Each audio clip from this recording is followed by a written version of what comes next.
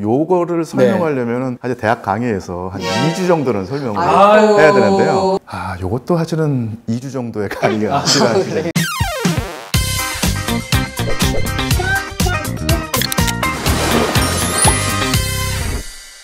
안녕하세요. 세상 돌아가는 이야기가 궁금하신가요? 우리에게 꼭 필요한 이야기를 상쾌하고 통쾌하게 풀어드립니다. 국회 상쾌 통쾌! 안녕하십니까. 통쾌남 변호사 박지훈입니다. 안녕하세요. 상쾌한 아나운서 박하윤입니다. 자, 오늘 저희 국회 상쾌 통쾌 아주 유명하신 분이 오십니다. 유튜브에서 너무나 인기를 끌고 계신 100만 조회수가 넘었다는 이야기가 있더라고요. 100만은 쉽게 넘습니다. 이분은. 토크가 너무나도 기대가 되는데요. 소개를 해드리도록 할까요? 자, 상명대학교 역사 콘텐츠학과 류한수 교수님 모셨습니다. 안녕하세요. 반갑습니다. 교수님. 네, 저도 반갑습니다. 교수님, 저희가 입수한 정보에 따르면 매우 따뜻하시고 귀여우시다 이런 얘기가 있는데 맞습니까? 저는 본캐와 부캐가 따로 없고 하나의 캐릭터로 생각을 하는데 제가 나오는 방송을 제 가족들이 안 보더라고요. 너무 귀여워서요. 아니 손발이 오그라든다고 하면서 오늘도 좀 귀여운 모습을 기대를 해보도록 하겠습니다. 루돌프 모자 쓰고 계셨던 모습 그 사진 기억납니다. 보셨어요? 그 사진 제 프로필 사진으로 쓸까 진지하게 고민하고 있습니다. 아니, 교수님은 유럽 역사를 공부를 하셨지만 그 중에서 전공 분야가 러시아 혁명 그리고 소련 역사라고 합니다. 맞나요? 예, 맞습니다. 예. 그걸 왜 연구를 하셨습니까? 우리나라 역사학계가 한국사, 동양사, 서양사로 나눠져 있는데 제가 이제 서양사를 전공했거든요. 대학원에 갈 때 조금 연구가 덜 된 분야를 찾다 보니까 러시아사를 하게 됐고 그게 재밌어서 하다 보니까 여기까지 왔습니다. 저희가 이제 귀한 분을 이렇게 모신 데는 다 이유가 있습니다. 이유가 있나요? 자, 다들 알지만 또 한편으로 어려운 게 역사 얘기입니다. 그렇죠. 그래서 쉽게 또 간결하게 설명해 주실 분이 필요하죠. 네, 필요합니다. 근데 교수님 혹시 국회 도서관에 가보셨나요? 한 번 가봤고요. 제가 속한 그 대학 도서관에서 도서관 간 협약으로 해서 국회 도서관 책을 대출할 수가 있거든요. 그런 서비스로 책을 참 많이 빌려봤습니다. 국회 도서관에서 금주의 신간이라고 매주 좋은 책들을 소개해 주고 있습니다. 지난번에 금주의 신간에서 제가 조금 눈에 띄었던 거는 히틀러와 미학의 힘이라는 책입니다. 근데 저는 이 책을 보면서 약간 깜짝 의미심장하다 놀랐어요. 라고 생각이 든 게 대중을 현혹한 파괴의 예술가라고 되어 있더라고요. 그렇죠. 근데 사실 히틀러랑 미학? 독재자잖아요, 독재자. 예술 약간 조금 상반된 게 없지 않아 있다라는 생각이 드는데 교수님은 이 책 제목에서 어떤 것이 가장 먼저 떠오르시나요? 사실 둘이 잘 연관되어 있지 않을 것 같은데 나치즘을 어떻게 규정을 하냐면 정치의 신미화라고 하는 표현을 씁니다. 정치를 아름답게 한다는 얘기인데 20세기 정치의 특징이 대중이 정치에 관여하는 것입니다. 그 전까지는 대중이 정치에 배제되어 있었는데 전제 정치였잖아요. 그렇죠. 20세기 들어와서 대중이 큰 힘을 발휘하게 되는데 정치가 나쁜 정치와 좋은 정치가 있을 텐데 나쁜 정치는 나쁜 정치를 아름답게 꾸며서 힘을 얻는 이런 현상이 바로 어떻게 보면 나치즘인데 그런 의미에서 이런 분석이 상당히 중요하죠. 여기서 제가 준비한 게 있습니다. 지금 보이시는 게 히틀러가 그린 그림이라고 하는데요. 어떠세요? 와, 저 깜짝 놀랐는데 야, 이 인간 잘 그렸네 이런 생각이 들어요. 잘 들었네. 아니, 이 정도 실력이 있을 거라고는 상상을 못했어요. 그렇죠. 저도 이 그림이 누가 나치 독일의 지도자가 됐다 이런 생각을 할 수 있을까요? 혹시 이 그림에서 향후 독재자가 될 만한 히틀러의 성격이나 뭐 그런 요소를 찾아볼 수 있을까요? 사실은 제가 미술을 잘 몰라서 이거 가지고 어떤 사료로 쓰기는 쉽지가 않은데요. 있는 사물을 정확하게 묘사하는 재능은 분명히 있어 보입니다. 이 당시가 사실은 추상화로 넘어가는 시기가 되거든요. 인상파, 반고흐 이런. 저는 이 그림을 보면서 재능은 있는데 시대의 흐름에 따라서 이 그림 가지고 밥 벌어먹기는 쉽지가 않겠구나. 왜냐하면 이 사진기가 나와서요. 그렇죠. 있는 그 모습을 그대로 담아내는 데는 사진이 큰 역할을 하기 때문에 그러니까 이런 식의 그림을 20세기 초에 그렸다가는 사실 대성은 못했을 것 같은 느낌이 듭니다. 그래서 그런지 그림은 잘 그린 거는 맞는 것 같은데 학교는 떨어졌던 것 같아요. 그렇죠. 지금 보니까 당시 오스트리아 최고 학교인데 국립미술아카데미에 2번이나 떨어졌다고 하고 한 번도 아니고 당시에 교장이 유태인이었다고 하거든요. 그때부터 유태인에 대한 증오가 생겼던 건가요? 히틀러는 원래부터 그 유대인을 미워하는 감정이 있었고 오스트리아 미술 학원에 응시를 했는데 그때 이제 이름이 크리스티안 그리펜 케를이라고 하는 교수가 2번 떨어뜨렸던 거예요. 근데 이 사람은 이제 유대인은 아니었습니다. 근데 히틀러가 나중에 그 나의 투쟁이라고 하는 책을 썼는데 거기서 이제 쉽게 말하면 거짓말을 한 거죠. 자기를 떨어뜨린 사람이 유대인이기 때문에 나를 미워했다 이런 식으로 또 다른 거짓말을 했던 것이죠. 선동하려고 거짓말한 거죠. 아니 역사에 가정이라는 없다라고 하지만 사실 이때 만약에 히틀러가 그 미대에 합격을 했다면 그렇다면 우리의 역사도 좀 달라지지 않았을까요? 이런 만약에라는 생각을 해보게 되네요. 아마 히틀러가 낙방을 하지 않고 붙었다면 다른 길을 가더라도 히틀러가 하는 역할을 누군가 다른 사람이 했을 가능성이 상당히 큽니다. 그런데 또 하나 생각할 수 있는 것은 뭐냐면 히틀러를 대신하는 어떤 그런 사람이 과연 히틀러가 이룬 성공에 언저리까지 갔을까? 요건 또 따져봐야 될 문제 같아요. 히틀러가 사실은 세계적으로 가장 악명 높은 독재자 아니겠습니까? 그렇죠. 그렇게 영향을 미쳤을까요? 히틀러가 미술적인 재능 이런 것보다는 그 시대의 상황과 히틀러라는 정치가가 어떻게 닿아 있는가 이 부분을 더 눈여겨봐야 딱 돼요. 맞아 떨어졌다는 거잖아요. 예, 맞습니다. 사실 20세기 전반기가 정치 사상이 충돌하는 지점인데요. 하나가 의회민주주의, 공산주의, 러시아가 있었고 그 다음에 이탈리아나 독일 같은 전체주의, 파시즘, 나치즘이 있었는데 이 세 개 경쟁하는 이론 중에서 파시즘을 가장 강력한 위치로 끌어올린 사람이 바로 히틀러였던 거죠. 결국은 의회민주주의 체제와 공산주의가 손을 잡고 파시즘, 나치즘을 거꾸로 뜨리는 박살내고 그게 바로 2차 세계대전이죠. 세계대전의 상황이 아니었나 생각이 드는데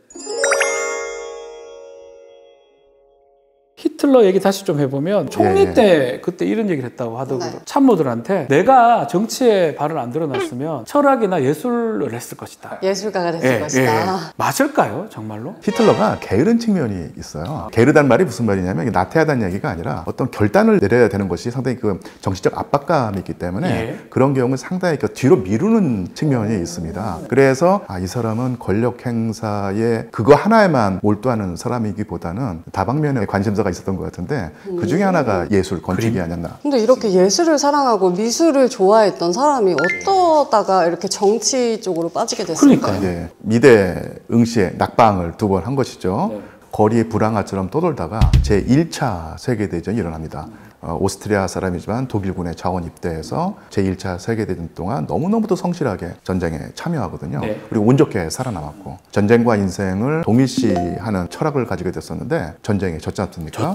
사실은 진다는 생각을 전혀 안 하고 있던 거예요. 그래서 전쟁의 패전을 받아들이지 못해서 정신적 방황을 하는 것이 바로 1918년의 상황이었는데 그 당시에 여러 개의 정당이 난립해 있었는데 정부로서는 정보가 필요했던 거예요. 이상한 행동을 하는 정당 에 들어가서 정보를 캐내는 쉽게 말하면 그 정보원 이게 필요했었는데 생계를 위해서 그 일을 하게 됐거든요.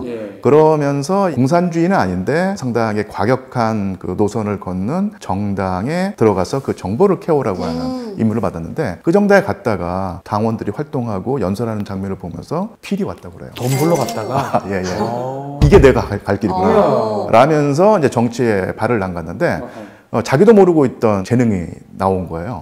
연설을 너무 잘해서 본인이 당원들의 관심을 받을 수 있었고 그러면서 상당히 그 당에서 높은 지위에 올라가게 됩니다. 그래서 나치당의 당수가 된 거예요? 예, 맞습니다. 근데 그 당이 진화를 해서 결국 나치당이 되는 나치당이 것이죠. 되고. 그럼 나치는 원래 무슨 뜻이고 이 나치당은 어떤 정당일까요? 독일어로는 나치오날 조시알리스무스라고 하는 표현을 쓰거든요. 우리말은 국가사회주의라고 번역을 하는데 그 나치오날 할 때 앞에 나하고 조시알리스무스 할 때 그 중간에 그 찌가 들어가는데 요거를 붙여가지고 나치라고 하는 말을 만들어낸 거예요. 나치오날 조시알리스무스 하면 너무 길고 짧고 편하고 아예 그냥 나치당이란 말이 일반화된 것이죠. 근데 어떻게 이렇게 히틀러가 암만 그렇게 연설 잘한다 하더라도 당수가 되고 최고 권력자가 되는 게 쉽지가 않잖아요.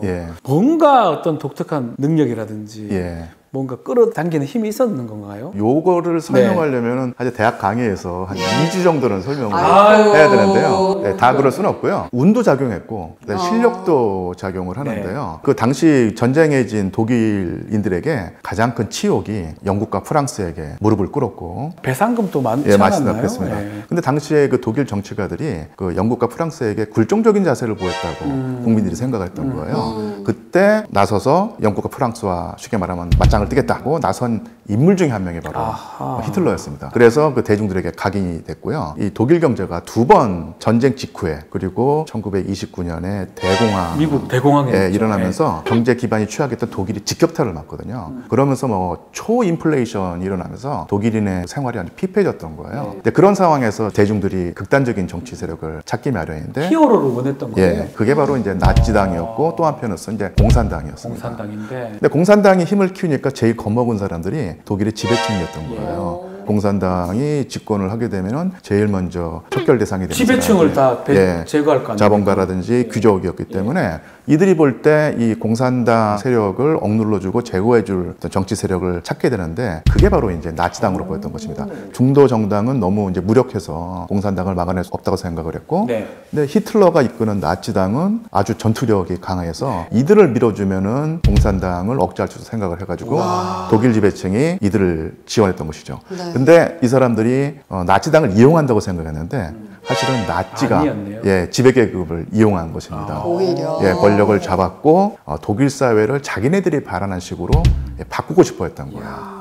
아니 이렇게 재밌는 이야기를 해주시니까 갑자기 영화 하나가 떠오르는데 한창 존 오브 인터레스트라는 영화가 화제였습니다. 이 스필버그 감독이 자신의 영화 신들러 리스트 이후에 최고의 홀로코스트 영화라고 극찬을 했는데 변호사님께서 이 영화 보셨나요? 다는 못 보고 살짝 내용을 좀 봤었는데 영화 보면 단란한 가족이 등장합니다.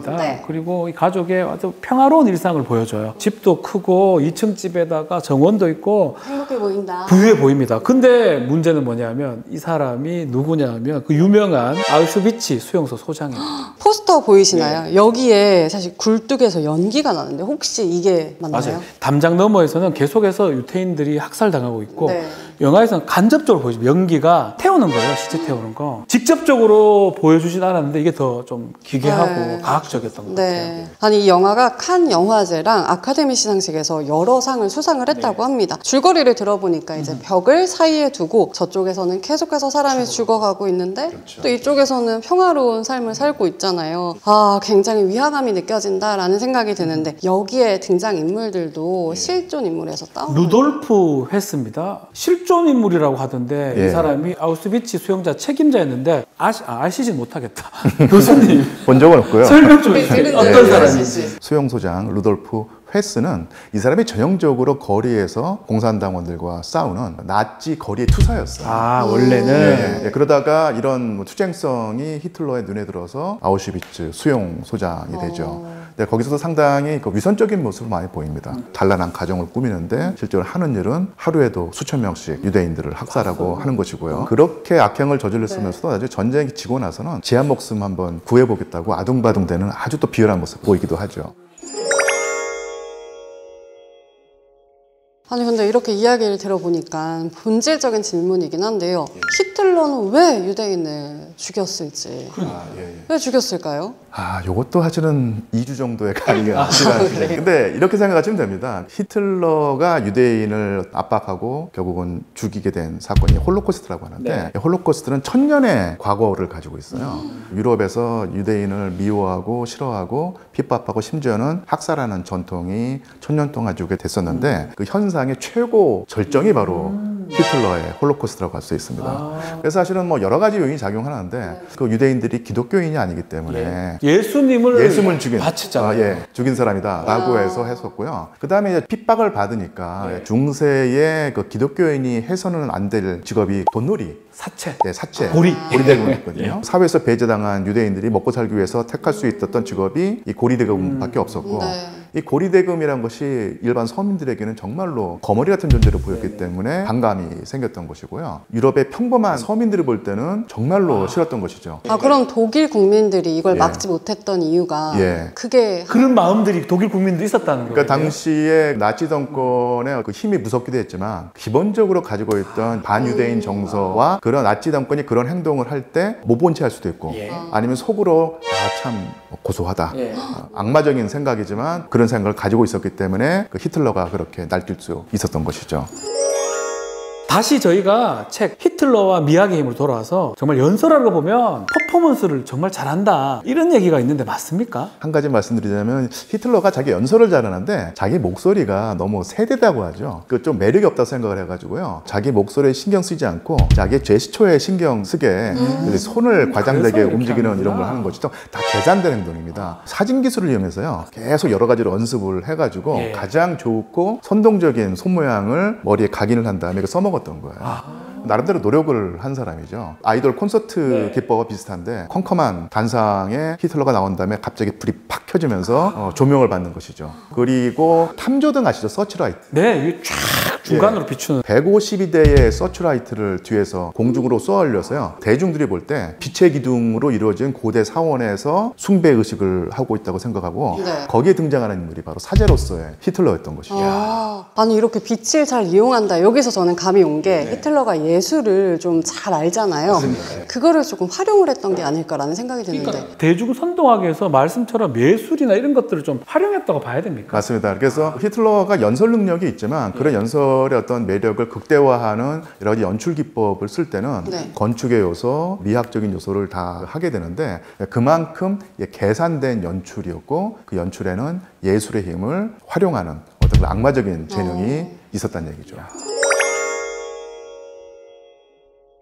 결국 독재자들이 보면 네. 어느 정도 자신의 권력이나 힘을 가시하려고 좀 예술을 좀 이용한 것 같기도 하고 그런 거 맞습니까? 맞습니다. 히틀러 시대 예술은 어땠습니까? 히틀러 시대의 예술은 독일이 네. 영화 강국이었거든요. 예술 전통도 있고 음악은 말할 것도 없죠. 네. 그런데 히틀러가 집권하고 난 다음에 사실 자기 입맛에 맞는 예술 양식을 강요하기 시작했던 거예요. 그러면서 작품 활동을 하기 힘들어진 영화 감독들이 미국으로 갑니다. 그러면서 독일 영화가 사실은 가라앉게 되고요. 이것이 뭐 과학도 그렇고 미술도 그렇고 음악에서도 똑같은 현상이 일어나죠. 결과적으로는 오히려 독일의 예술계가 침체되고 히틀러가 좋아하는 나치당이 지원하는 특정한 유형의 예술만 살아남게 되는. 그 선전 장관이 요제프 게벨스라는 사람 있잖아요. 게벨스 맞습니다. 그 사람이 좀 그 예술 같은 것들을 담당을 했나요? 예. 그 당시에 최첨단 기술이 바로 라디오였어요. 그러니까 라디오라든지 초창기의 영화 산업을 통제한 사람이 바로 이제 괴벨스였고요. 문화부 장관, 공보부 장관으로서 예술 예산을 자기가 통제했기 때문에 결국 히틀러 죽을 때 같이 그날 죽는 거 아닙니까? 그렇죠. 그런 의미에서는 괴벨스가 사실은 끝까지 히틀러 곁을 지켰던 사람이 바로 괴벨스였고요. 최후도 같이 하죠. 그러니까요. 그리고 히틀러는 당시 독일을 역사상 유례가 없는 문화국가로 만들고자 했다고 합니다. 히틀러가 꿈꿨던 문화국가는 그것도 어떤 놀라워요. 걸까요? 히틀러가 문화국가를 꿈꿨다는 문화국가? 자체가.